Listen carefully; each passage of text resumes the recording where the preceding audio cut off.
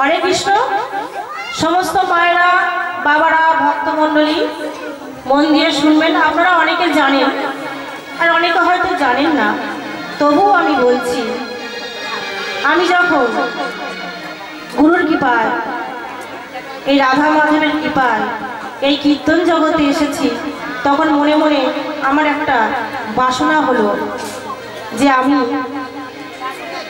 একটা সেবার কাজ করব।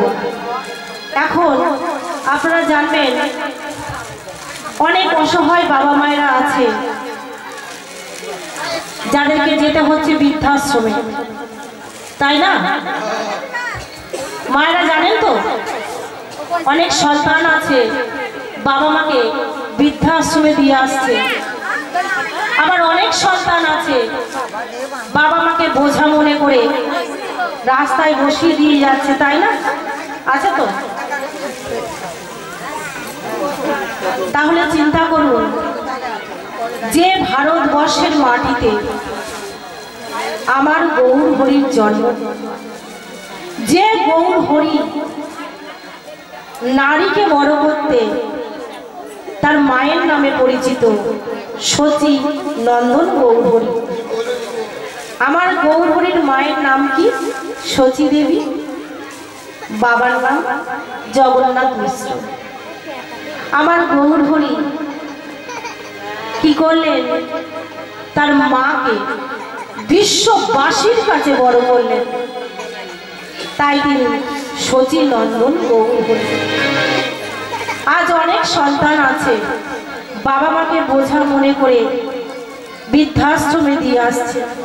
কত বড় লজ্জার কথা বলুন তো। বাবা মাকে ভক্তি করলে, বাবা মাকে সেবা করলে যে ভগবানকে পাওয়া যায়, ভগবানের সেবা করা হয়, একথা অনেক সন্তান জানে না। তারা কি করছে? রাস্তাতেও বসিয়ে দিয়ে চলে যাচ্ছে। এই রাস্তাতে বসিয়ে দেওয়া বাবা মাদের জন্য আমি রাধা মাধবের কৃপায়, আমি গুরুর কৃপায় একটা বিনামূল্যে সেবাশ্রম করেছি। নাম দিয়েছি মা মনসা সেবা প্রতিষ্ঠান। বাবা মাকে সেবা করতে হয়, তাই আমি দিয়েছি সেবা প্রতিষ্ঠান। এই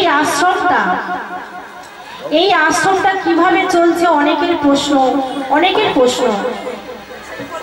ভক্তের কৃপায়, ভগবানের কৃপায়, ভক্তের দ্বারায়, ভগবানের কৃপায় আর ভক্তের দ্বারায় আমার এই আশ্রমটা চলছে। হরে কৃষ্ণ। এখন তো কীর্তন গান আপনারা জানেন অর্থ মূল্যে হয়ে গেছে, অর্থ ছাড়া হরির নাম হচ্ছে না, তাই না? কি কথাটা কি ঠিক বললাম? একটু হাত তুলে সবাই বলুন দেখি, ঠিক বললাম তো? ফোনে দরাদরি হচ্ছে আর হরি বাসরে কেঁদে গড়াগড়ি হচ্ছে। এমনকি বীরভূম শিয়ানে আমি গান করতে গিয়েছিলাম, সেখানে অনেকগুলো শিল্পী ছিল, কয়েক বছর আগের কথা বলছি। 12 জন কীর্তনিয়ার সাথে আমি গান করেছি। ওখানে সুমন ভট্টাচার্য, আমাদের সুমন বাবু, সুমন সম্রাট, তিনি ছিলেন। গৌরী শঙ্করের ছেলে বিজয় শঙ্কর ছিলেন, কৌশিক ছিলেন, কৃষ্ণপাল ছিলেন, এরকম বহু কীর্তনিয়া ছিলেন। তা সুমন বাবু তাদের সম্প্রদায়কে নিয়ে আমার ঘরে নিয়ে এসে প্রশ্ন করেছিলেন যে আপনি হরির নামের টাকা নেন না, তাহলে আপনার সংসার চলছে কেমন করে, আপনার আশ্রম চলছে কেমন করে? ভালো করে কথাটা মন দিয়ে শুনবেন। এতদিন আমি বলিনি, আজ বলছি যে আমার আশ্রম কিভাবে চলছে। তাদেরকে আমি বলেছিলাম যে আমরা কীর্তনিয়ারা হরির বাসরে দাঁড়িয়ে কি বলি? হরির নামের অনেক গুণ, অনেক শক্তি বলি কি না বাবা? বলি তো।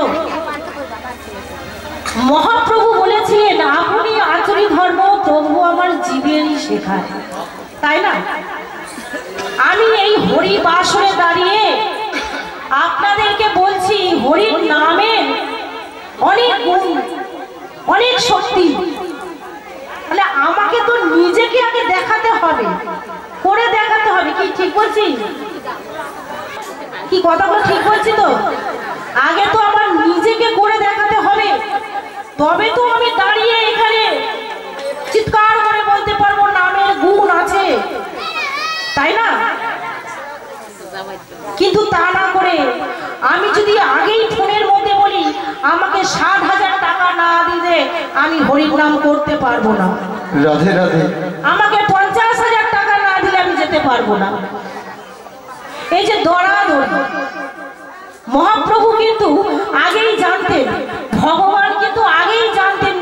ভাই নিতাইকে বলে গেছেন, যাও যাও ভাই নদিয়ার হাটে নাম বেচে এসো, কিন্তু সাবধান, ভক্তি মূল্যে দিও নাম, অর্থ মূল্যে নয়। তাহলে তিনি ভগবান, তিনি জানতেন যে এই নাম একদিন বিক্রি হবে, তাই না? ভগবান তিনি জানতে পেরেছিলেন, তা না হলে এই কথাটা আসতো না, এই কথাটা ছাপানো হতো না। ভাই নিতাইকে বলেছিলেন, যাও যাও নদিয়ার হাটে নাম বেচে এসো, কিন্তু সাবধান, ভক্তি মূল্যে দিও না, অর্থ মূল্যে নয়। তাই অনেক কীর্তনিয়া আমার কাছে প্রশ্ন রেখেছিলেন সুমন বাবুর মতোই, যে আপনার আশ্রম, আপনার সংসার চলছে কি করে? তাই আমি একটাই উত্তর দিয়েছিলাম, আপনারা হাত তুলে বলবেন যে উত্তরটা আমার সঠিক হয়েছিল কিনা। আমি বলেছিলাম, আমরা কীর্তনিয়ারা হরি বাসরে দাঁড়িয়ে বলি নামের অনেক শক্তি, আমরা যদি ভক্তিভাবে হরির নাম করতে পারি তাহলে ভগবান নিজে নিজে আমাদের বোঝা বহন করবেন।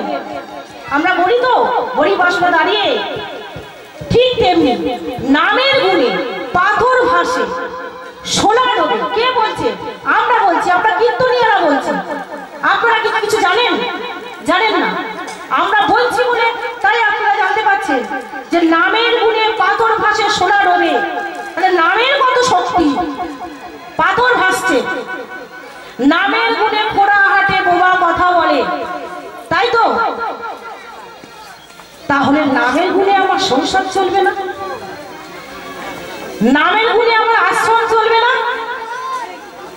একটা কথার উত্তর দিতে পারি না। কথাটা কি আমি সঠিক বলেছিলাম বাবা? হাত তুলে বলুন তো।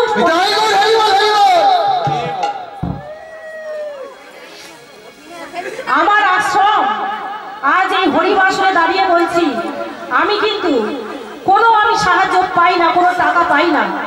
আজও সেই 2008 সাল থেকে আমি বলবো, ভগবান ভক্তের দ্বারাই চালাচ্ছেন আমার আশ্রম। আপনারা যদি পারেন, যদি সময় হয়, দেখে আসবেন। অনেকে যায় আর বলে আপনি কিভাবে চালাচ্ছেন।